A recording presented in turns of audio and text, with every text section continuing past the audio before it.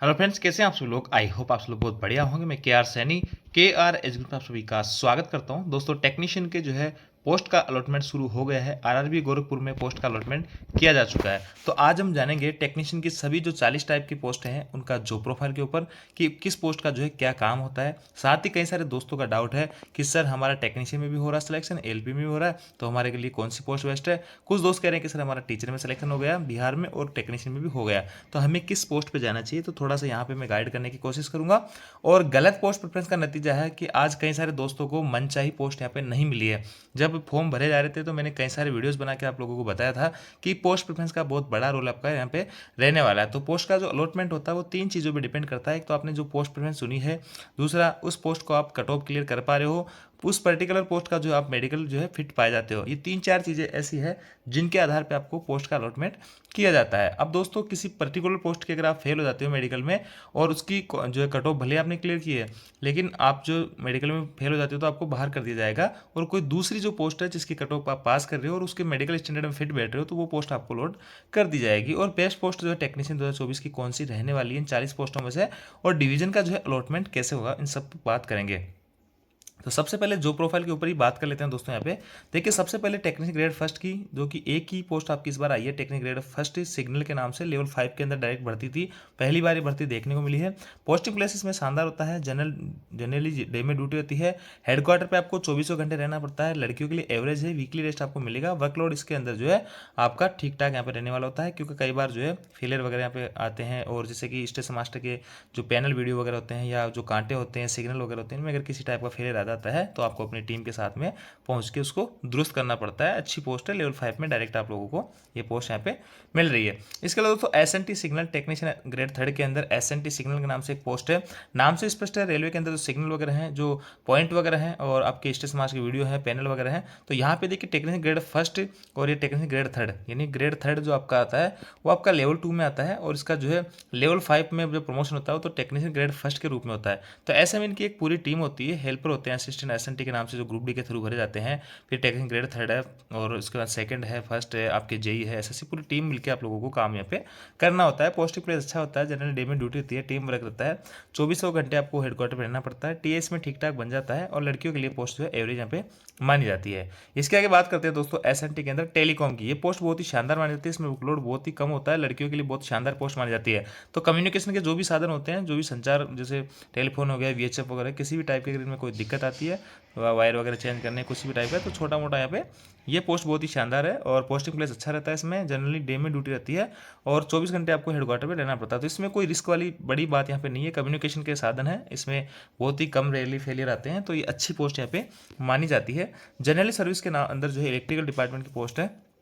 इसके अंदर स्टेशन वगैरह पे जो लाइटिंग वगैरह होती है, क्वार्टर्स के अंदर जो लाइट होती है, प्लेटफॉर्म पे जो लाइटिंग वगैरह होती है, पंखे वगैरह होते हैं, या रेलवे के जो हॉस्पिटल्स वगैरह होते हैं, वहाँ पे इलेक्ट्रिकल की अगर किसी भी टाइप की कोई प्रॉब्लम आती है तो वो आप लोगों को यहाँ पे दूर करनी पड़ती है। अच्छी ड्यूटी मानी जाती है, दिन जनरली दिन में ड्यूटी रहती है। स्टेबल जॉब है, लड़कियों के लिए अच्छी है और वीकली रेस्ट भी आपको यहाँ पे मिला करेगा। डीजल मैकेनिकल की बात करें तो दोस्तों, डीजल मैकेनिकल की एक टेक्नीशियन ग्रेड थर्ड के अंदर पोस्ट है। इसके अंदर क्या होगा कि लोको जो होते हैं डीजल से चलने वाले, तो डीजल लोको शेड होते हैं, वहाँ पे आपकी पोस्टिंग होती है और ये बहुत ही शानदार पोस्ट मानी जाती है। इसमें डे में ड्यूटी होती है, जनरली फिक्स ड्यूटी प्लेस होता है, स्टेबल जॉब होती है, लड़कियों के लिए अच्छी है और वीकली रेस्ट, और जिनको आगे बढ़ना है उनके लिए भी अच्छी पोस्ट ये मानी जाती है। यहाँ पे आपको फिक्स एक जगह पे ड्यूटी करनी पड़ती है और अच्छे शहर में आपकी पोस्टिंग होती है, क्योंकि डीजल लोको शेड जो होते हैं अच्छे शहरों में होते हैं। तो ऐसे में हर जगह ये अवेलेबल नहीं होते हैं। इसमें बस एक चीज़ की कमी है कि आप चाहो कि मैं अपने घर के नज़दीक यहाँ पे ड्यूटी करूँ, तो जिन लोगों का घर डीजल लोको शेड के आसपास पड़ रहा है और वो उस जोन को, पर्टिकुलर जोन को आपने चुना है, तो आपकी पॉसिबिलिटी है आपके घर के पास में नज़दीक नौकरी मिल जाए। अन्यथा क्योंकि डीजल लोको शेड जो है सभी जगह नहीं होते हैं और जो आपके जोनल लेवल पे रहते हैं। EMU, electrical multiple unit, EMU जो होता है दोस्तों, आपने देखा होगा जो बिना इंजन के गाड़ी चलती है, मतलब इंजन जो उसी में, मतलब एक डिब्बा होता है, डेमो या ईमू बोलते हैं, तो डेमो जो बोलते हैं डीजल से चलने वाली गाड़ी होती है। ईएमयू का मतलब होता है इलेक्ट्रिक मल्टीपल यूनिट। तो जनरली अपने इधर कम चला करती है, अपने जो सबर्बन एरिया होते हैं मुंबई वगैरह, वहाँ पे ज़्यादा चलती है। दोनों तरफ से चलती है, दोनों तरफ इंजन के टाइप में, नहीं जो बोगी रहती है उसी के अंदर इंजन फिट रहता है, इंजन अलग से यहाँ पे नहीं रहता है। तो इनका मेंटेनेंस का जो काम होता है वहाँ पे आपकी ड्यूटी लगती है। डे स्टेबल जॉब है, एवरेज लड़कियों के लिए एवरेज इसलिए रहेगी कि नाइट वगैरह भी ड्यूटी आपको करनी पड़ेगी। शिफ्ट वाइज ड्यूटी 8-8 घंटे चलती है, वीकली रेस्ट आपको यहाँ पे रहता है। तो सिक लाइन वगैरह इनका जो मेंटेनेंस वगैरह काम होता है वहाँ पे आपकी पोस्टिंग हो सकती है। आगे बात करते हैं दोस्तों, टीआरएस की बहुत ही शानदार पोस्ट मानी जाती है। टीआरएस का मतलब ट्रैक्शन रोलिंग स्टॉक, यानी जो इलेक्ट्रिकल जो लोको होते हैं इनका जो मेंटेनेंस का काम होता है, इनके जो शेड होते हैं वहाँ पे आपकी पोस्टिंग होती है। डे ड्यूटी होती है, fix duty plus weekly rest मिलता है। ऐसी लोको शेड में स्टेबल जॉब है, लड़कियों के लिए भी अच्छी जॉब मान सकते हैं। नेशनल हॉलीडे के दिन ड्यूटी आपकी जो है छुट्टी वगैरह रहती है। ऐसी लोगों का जो है मेंटेनेंस का ओवरऑल यहाँ पे काम करना पड़ता है। यहाँ पे अलग अलग सेक्शन बने होते हैं। ऐसी लोगों में कई सारे पार्ट होते हैं, इलेक्ट्रिकल वालों का, मैकेनिकल वालों का, तो ऐसे में अलग अलग डिपार्टमेंट के लोगों की यहाँ पे पोस्टिंग हो सकती है, टेक्नीशियन के अंदर भी। आगे अगर बात करें दोस्तों अपन, तो यहाँ पे आते हैं प्रोडक्शन यूनिट। तो प्रोडक्शन यूनिट का मतलब होता है जहाँ पे एकदम नई चीज़ें बन के निकलती है, जैसे कि आपकी इंडियन रेलवेज की जो है कोचेज वगैरह बन रहे हैं या कोई लोको बन रहा है, तो ऐसे में प्रोडक्शन यूनिट जो प्रोडक्ट करती है तो वहाँ पे आपकी ड्यूटी हो सकती है। और प्रोडक्शन यूनिट और वर्कशॉप की आपकी जो 19 से लेकर 40 तक की जो सभी पोस्टें हैं वो आपकी प्रोडक्शन यूनिट और वर्कशॉप की ही है। तो प्रोडक्शन यूनिट का मतलब हो गया कि जहाँ पे नए कोचेस, नए वैगन, नए इंजन वगैरह बन रहे हैं वहाँ पे आपकी ड्यूटी लग सकती है। जैसे कि कहीं पे व्हील वगैरह बनते हैं, जैसे इंटीग्रल कोच फैक्ट्री है और कहीं पे व्हील फैक्ट्री है। तो ऐसे में दोस्तों अलग अलग जो सेक्शन होते हैं इनके, जो गाड़ी असेंबल होती है वहाँ पे आपको ड्यूटी लग सकती है, या फिर कहीं व्हील की जो फैक्ट्री है वहाँ पे ड्यूटी लग सकती है। कहने का मतलब प्रोडक्शन यूनिट में कहीं भी आपकी ड्यूटी लग सकती है। डे में ड्यूटी रहेगी, फिक्स ड्यूटी प्लस है, वीकली रेस्ट है, इंसेंटिव आपको मिलेगा, स्टेबल जॉब है, लड़कियों के लिए अच्छी जॉब है, और जोनल लेवल पे आपकी पोस्टिंग यहाँ पे होती है। आगे वर्कशॉप की बात करें दोस्तों, वर्कशॉप के अंदर क्या होता है, जैसे कि कोई गाड़ी अपन नहीं लाते हैं, उसका एक समय के बाद मेंटेनेंस करना पड़ता है। एक तरह से आप कह सकते हैं कि सर्विस करवाना। तो सर्विस का मतलब जहाँ पे सर्विस होती है कोचेज वगैरह की, वो होता है आपका वर्कशॉप। वर्कशॉप भी सभी जगह नहीं होते हैं, बड़े शहरों में इनकी जो है जोनल लेवल पे रहते हैं। तो यहाँ पे सभी टाइम का काम किया जाता है। कोई बोगी सेक्शन होता है, कोई व्हील सेक्शन होता है, कहीं पे पेंटिंग वगैरह काम होता है, कहीं पे सीट वगैरह टूटी हो। तो ओवरऑल अगर बात करूँ तो उस कोच में किसी भी टाइप की अगर कोई समस्या है तो उस सभी समस्या को यहाँ पे दूर किया जाता है। तो डे ड्यूटी है, फिक्स ड्यूटी प्लस है, वीकली रेस्ट है, इंसेंटिव मिलता है, स्टेबल जॉब है, गुड, लड़कियों के लिए अच्छी जॉब है। एनएच के दिन आपकी छुट्टी होती है, जोनल लेवल पे होते हैं। तो वर्कशॉप के अंदर अगर आपकी पोस्टिंग होती है तो बहुत ही शानदार मानी जाती है। यहाँ भी कई सारे सेक्शन एक साथ मिलकर काम करते हैं। मैकेनिकल है, आपके फिटर है, पेंटर है, ब्लैक स्मिथ है, सारे के सारे डिपार्टमेंट यहाँ पे काम करते हैं। इलेक्ट्रिकल है, मैकेनिकल है, सभी डिपार्टमेंट, क्योंकि एक बोगी के अंदर सभी डिपार्टमेंट्स का यहाँ पे काम होता है, अलग अलग इनका काम बटा हुआ रहता है। सीएनडब्ल्यू का बात करें दोस्तों, तो सीएनडब्ल्यू तीन चार जगह हो सकती है, स्टेशन पे हो सकती है, सिक लाइन पे हो सकती है, या कहीं वर्कशॉप में हो सकती है। ऐसे में यहाँ पे आपको सीएनडब्ल्यू जो कोच वगैरह, जैसे कि कोई गाड़ी पहुँच रही है एक स्टेशन से उसका डेस्टिनेशन तक, वहाँ पे उसका मेंटेनेंस का जो काम होता है, रूटीन का काम होता है, तो उसमें किसी टाइप की कोई समस्या आती है तो उन लोगों के लिए चेक किया जाता है। कैरेज एंड वैगन इनको बोल दिया करते हैं। और अलग अलग जगह इनकी अलग अलग ड्यूटी होती है। सिक लाइन में अलग होती है, वाशिंग लाइन में अलग चीज ड्यूटी होती है, और जो जनरल ड्यूटी उनकी सीएनडब्ल्यू की होती है प्लेटफॉर्म पे, वो इनकी अलग ड्यूटी होती है। तो शिफ्ट ड्यूटी होती है, ओपन लाइन है, सिक लाइन पे ड्यूटी लग सकती है, वाशिंग लाइन लग सकती है, ट्रेन पासिंग है, और वीकली रेस्ट आपका मिलेगा। बीपीसी सर्टिफिकेट, जो ब्रेक पावर सर्टिफिकेट वगैरह पहुंचाना, ये सब इनका काम यहाँ पे होता है। आगे दोस्तों ट्रैक मशीन का काम करते बात करते हैं। ट्रैक मशीन का मतलब कई टाइप की मशीनें होती हैं ट्रैक से रिलेटेड, तो ये जो काम करती है तो यहाँ पे आपकी पोस्टिंग हो सकती है। इस जॉब में सबसे कम ये है कि ये स्टेबल जॉब नहीं है, इसका मूवमेंट बदलता रहता है। आज यहाँ काम कर रहे हैं, 2 दिन बाद कहीं और काम करेंगे। फैमिली इसमें साथ नहीं रख सकते हैं, लेकिन 21/7 का इसमें रोस्टर लागू है, यानी 21 दिन आप ड्यूटी करोगे, 7 दिन इसमें छुट्टी आपको मिल जाएगी। उस हिसाब से बढ़िया है। सैलरी के मामले में 1 नंबर पोस्ट है, आपको पूरे के पूरे 20-25 दिन का टीए 625 रुपये पर डे के हिसाब से यहाँ पे टीए भी मिल जाएगा। तो हाई सैलरी है इसमें अच्छी खासी, और अनस्टेबल जॉब है ये, इसमें सबसे बड़ी कमी मेरे को लगी। बाकी रहने खाने पीने के लिए एक आपको कैंपेन कोर्स दिया जाएगा, जिसमें सारी कुछ फैसिलिटीज यहाँ पे रहती है।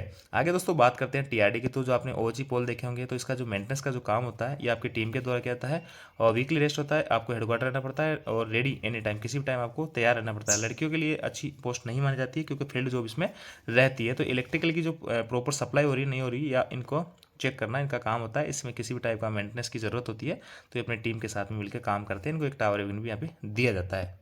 अब दोस्तों बात करते हैं टेक्नीशियन वेल्डर की। तो देखिए वेल्डर नाम से स्पष्ट है, तो वेल्डिंग का जहाँ भी काम चलेगा वहाँ पे आपकी पोस्टिंग हो सकती है। या आपका पीवे के अंदर हो सकती है, आपकी वर्कशॉप के अंदर हो सकती है, आपकी प्रोडक्शन यूनिट के अंदर हो सकती है, आपकी सिकलाइन के अंदर ड्यूटी हो सकती है। तो ऐसे में वेल्डिंग का जहाँ जहाँ काम पड़ेगा वहाँ आपकी पोस्टिंग हो सकती है। आगे बात करते हैं दोस्तों टेक्नीशियन क्रेन ड्राइवर। तो नाम से स्पष्ट है क्रेन ड्राइवर, तो जहाँ भी जैसे कि कोई कोचेज वगैरह उठाना है, या प्रोडक्शन में कहीं लोड करना है, कोचेज को उतारना है, बोगी आ रही है, उतारना चढ़ाना, कोई भी भारी चीज़ें आपको जो है उठाना, उतारना, चढ़ाना है, तो उसके लिए क्रेन की आवश्यकता पड़ती है। उसको क्रेन को चलाने के लिए क्रेन ड्राइवर की।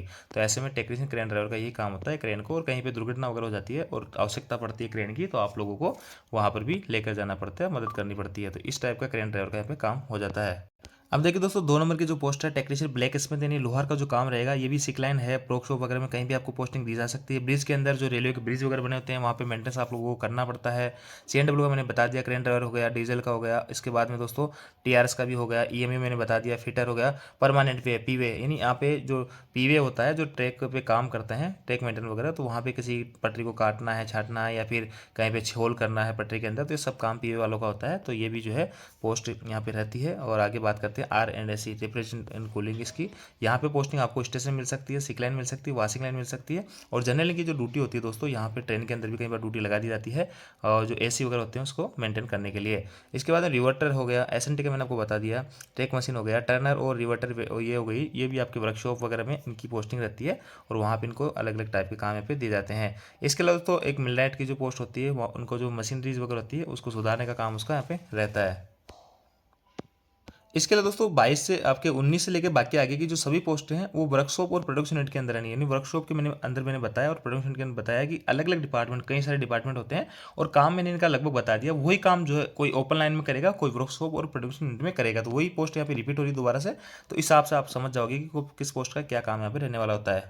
अब दोस्तों थोड़ा देखते हैं कि डिवीजन का जो अलॉटमेंट कैसे होगा। तो डिवीजन का जो अलॉटमेंट होता है दोस्तों वो आपका डिपेंड करता है कि आपको कौन सी पोस्ट यहाँ पे दी जा रही है। क्योंकि दोस्तों अगर मान लो आपको वर्कशॉप मिलता है, आपको टीआरएस मिलता है, डीजल लोको साइड मिलता है या फिर प्रोडक्शन यूनिट मिलती है, तो ये जो चीज़ें सभी जगह अवेलेबल नहीं होती है। तो जहाँ पे अवेलेबल होती है जिस भी डिवीजन में, उस डिवीजन में आपकी पोस्टिंग दे दी जाती है। इसके अलावा कुछ ऐसी पोस्टें हैं जैसे कि वेल्डर है, आपकी पीवे वाली है, तो सभी डिवीजन में इनकी पोस्टें होती है। तो इसके अलावा आपका जो होम जोन है, मान लो कि आप जो है जयपुर के हो और एनडब्ल्यूआर से आपने फॉर्म लगाया है, तो यहाँ पे कोशिश की जाती है कि आपको जयपुर के अंदर ही पोस्ट दी जाए। अगर आपकी जो पोस्ट का अलॉटमेंट हुआ है और उस पोस्ट में वैकेंसी चल रही है, तो आपको प्रॉपर आपके होम डिवीजन में देने की रेलवे कोशिश करता है। ये हमने पिछली जितनी भर्ती है उसमें गौर किया है, चाहे कोई सी भर्ती हो, स्टेशन मास्टर हो, आपकी गुड्स गार्ड हो, अगर आपका होम जोन में वैकेंसी है तो आपको होम डिवीजन में ही पोस्टिंग दी जाती है।